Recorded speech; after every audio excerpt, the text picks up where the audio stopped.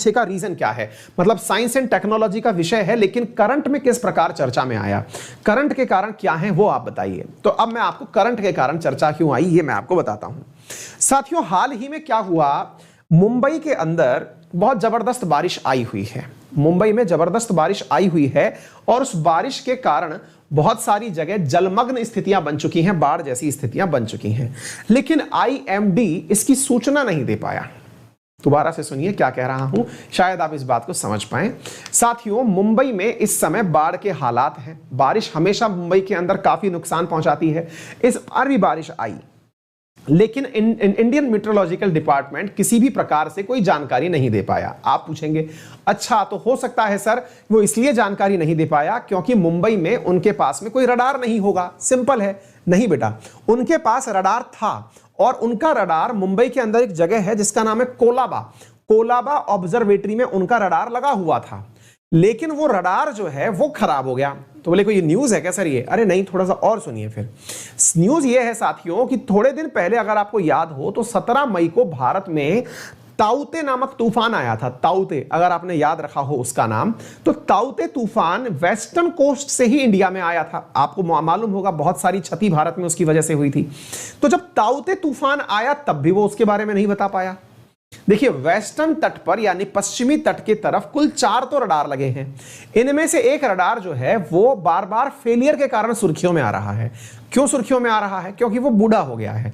ताउते तूफान आया, थोड़ी सा तेज अंधड़ चला और वो खराब हो गया। उसके द्वारा फिर जानकारी देना बंद हो गया।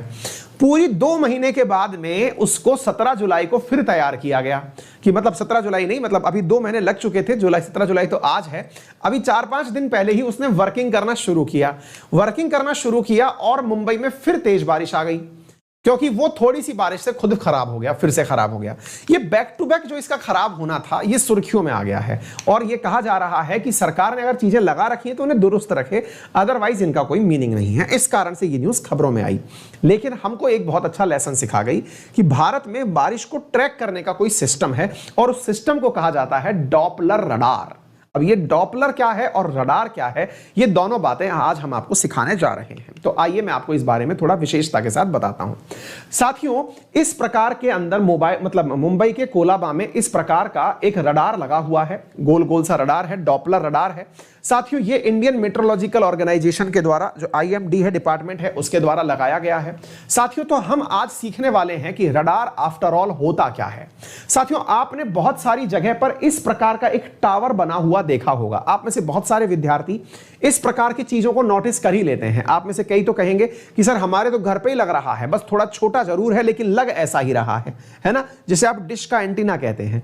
साथियों, असल में ये जो डिवाइस लगा हुआ है इसके ऊपर एक मशीन लगी हुई है। यहां पर ये देखिए आप, ये जो मशीन लगी हुई है ना, ये अपने में से एक वेव निकालती है। ये जो आप देख रहे हैं ये अपने में से एक वेव निकालती है जिसे हम कहते हैं रेडियो वेव। क्या है? Radio wave. रेडियो वेव लंबी वेव्स में काउंट की जाती हैं। साथियों, ये जो रेडियो वेव निकालती है, ये रेडियो वेव यहां से निकल करके आकाश में जाती हैं। जब ये रेडियो वेव यहां से निकल के आकाश में जाती हैं और किसी वस्तु से टकराती हैं तो टकरा करके ये लौट कर वापस आती हैं, और जब ये लौटकर वापस आती हैं तो इस पूरे की पूरी छतरी के ऊपर ऐसे सेंसर लगाए हुए हैं जो इस रेडियो वेव को कैप्चर कर लेते हैं। आ गई बात समझ में? इसी कारण से इसे रडार कहा जाता है। क्यों? क्योंकि रडार की फुल फॉर्म है radio detection and ranging. Radio detection and ranging, यानी कि ये रेडियो को रडार, RADAR, रडार। तो साथियों, ये रडार जो है ये क्या कर रहा है? रेडियो वेव्स को रेंज कर रहा है, पकड़ रहा है, जिसकी वजह से संपूर्ण क्षेत्र में बादलों का पता चल जाता है कि कितने बादल हैं। और अच्छा, बारिश अगर होना शुरू हो गई है तो भी रेडियो वेव्स जो लौट के आती हैं उनसे इसके बारे में पता चल जाता है। फिर आप पूछेंगे सर रडार की वजह से बादलों का पता चलता है, ये तो थोड़ा ज्यादा हो गया, क्योंकि हमारे लिए तो यह कहा जाता है कि दुश्मन का अगर देश में घुसना हो तो बॉर्डर पर रडार लगा दो, उसके विमान घुसेंगे तो पता चल जाएगा। बिल्कुल सही कह रहे हैं आप। और यदि याद हो आपको तो अभी जब भारत ने सर्जिकल स्ट्राइक की थी तो प्रधानमंत्री जी के द्वारा एक कमेंट कहा गया था कि भाई मैंने ये कहा था अपने वैज्ञानिकों से कि भाई कोशिश करिएगा कि अगर बादल हो और उस समय पर आप अटैक करने जाएं, मतलब सर्जिकल स्ट्राइक करने जाएं पाकिस्तान के अंदर, तो वो ज्यादा अच्छा रहेगा। प्रधानमंत्री जी के द्वारा अपनी रिकमेंडेशन, तो ट्रोलर्स ने उन्हें ट्रोल कर दिया था और कई लोग कहीं ना कहीं से जानकारी निकाल के ले आए थे कि ओहो, रडार तो बादलों के पार भी देख लेता है, फिर रडार के लिए फिर मोदी जी की बात मायने कैसे रखती है।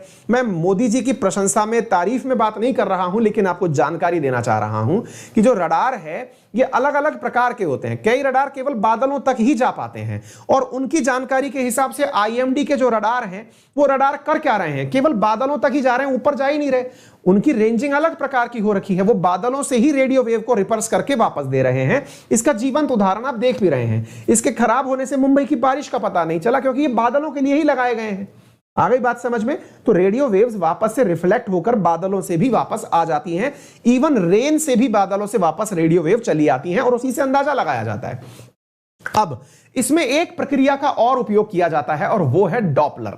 डॉपलर प्रक्रिया क्या होती है? डॉपलर में क्या होता है साथियों, यहां पर 7 सेकंड तक, अब इस बात को भी समझने का प्रयास करिएगा, इस डॉपलर रडार के अंदर 7 सेकंड ही केवल रेडियो वेव निकाली जाती हैं और 59 सेकंड तक, मतलब 53 सेकंड तक साथियों, 7 सेकंड निकाली गई और 53 सेकंड तक उन रेडियो वेव्स को रिसीव किया जाता है।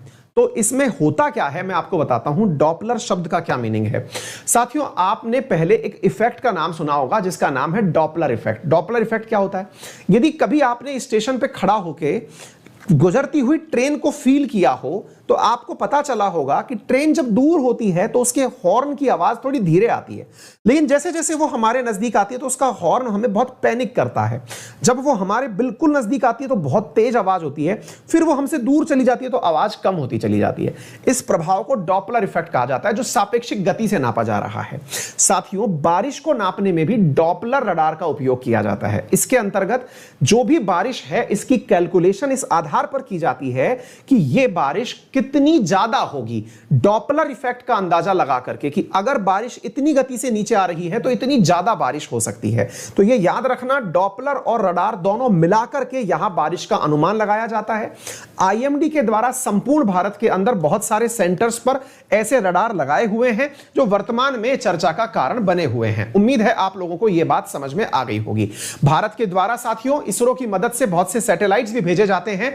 जो सैटेलाइट्स का काम क्या होता है, जो मतलब बादलों को देखते हैं। ये अपने यहां पर लगा हुआ कोरोबा के अंदर का डॉपलर रडार है जो अपने में से रेडियो वेव्स निकालता है और निकाल करके साथियों ये चीजों को कैच करता है। तो आप इस प्रकार से देख सकते हैं कि रडार कैसे काम करता है। रडार ने अपने माध्यम से रेडियो वेव भेजी, वो किसी ऑब्जेक्ट से टकराई, टकरा करके वो वापस आ गई। जो एक्स्ट्रा वेव्स थी वो साइड में चली गई, जो टकरा करके वापस आई उसको इसने कैप्चर कर लिया। रडार कुछ इस प्रकार से कार्य करता है। साथियों, रडार के द्वारा किया गया जो कार्य है डॉपलर रडार के द्वारा, उससे मानसून के बारे में अंदाजा लगता है, बारिश के बारे में अंदाजा लगाया जा सकता है। आप देख सकते हैं कि यहां पर इलेक्ट्रोमैग्नेटिक वेव्स को बारिश की बूंदों तक भेजा जाता है, इनके लौटने को कैप्चर किया जाता है जिससे इनके बारे में अंदाजा लग सकता है। साथियों, रडार के अंदर अलग अलग प्रकार के बैंड उपयोग में लिए जाते हैं दूरी के हिसाब से। जैसे लोअर बैंड जो होता है, लार्ज, लोअर, लेस, ये आप जो देख रहे हैं ये बैंड के प्रकार हैं, एल, एस, सी, एक्स, के, यू, के, ए। ये विभिन्न प्रकार के बैंड हैं जो बताते हैं कि कितने प्रकार की बारिश और कैसे हो सकती है। साथियों, मैं आपको बता दूं, जब भारत के द्वारा अपनी सैटेलाइट्स भी भेजी जाती हैं, उन सैटेलाइट्स पे भी इसी प्रकार के बैंड लगाए जाते हैं। उन सैटेलाइट्स पर भी इस प्रकार की रडार सेंसेस लगाए जाते हैं ताकि हम सैटेलाइट के माध्यम से भी बारिश के बारे में अंदाजा लगा सकें। भारत मतलब बहुत ही सक्सेसफुली इस काम को अंजाम दे भी रहा है। साथियों, मैं आपको बता दूं कि हमारे यहां पर रडार जमीन पर लगे हुए तो काम कर ही रहे हैं, अंतरिक्ष के माध्यम से भी हम लोग पूरी तरह से पकड़ बनाए हुए हैं। अगर मैं आपको बताऊं कि भारत में बंगाल की खाड़ी की तरफ कहां-कहां पर रडार लगे हुए हैं, तो कोलकाता, पारादीप, गोपालपुर, विशाखापट्टनम, मछलीपट्टनम, श्रीहरिकोटा, कराईकल और चेन्नई, ईस्टर्न कोस्ट के ऊपर ये लगे हुए हैं। ठीक है ना? इसी प्रकार से अगर मैं आप लोगों को बताऊं साथियों, तो वेस्टर्न कोस्ट के अंदर मुंबई तो हमने सुनी लिया, तिरुवनंतपुरम, कोची, गोवा और मुंबई के अंदर ऐसे डॉपलर रडार लगे हुए हैं। संपूर्ण भारत में और कहां-कहां लगे हैं, तो श्रीनगर, पटियाला, कुफरी, दिल्ली, मुक्तेश्वर, जयपुर, भुज, लखनऊ, पटना, मुरादाबाद, ये मोहनबार, ठीक है, अगरतला, सोहरा, भोपाल और हैदराबाद और नागपुर में संपूर्ण भारत के अंदर लगे हुए IMD 55 रडार लगाने जा रही है इस साल के अंत तक, ऐसा उनका टारगेट है। तो उम्मीद है आप सभी साथियों को बारिश कैसे आती है, उसकी इंटेंसिटी कैसे नापते हैं, यह समझ में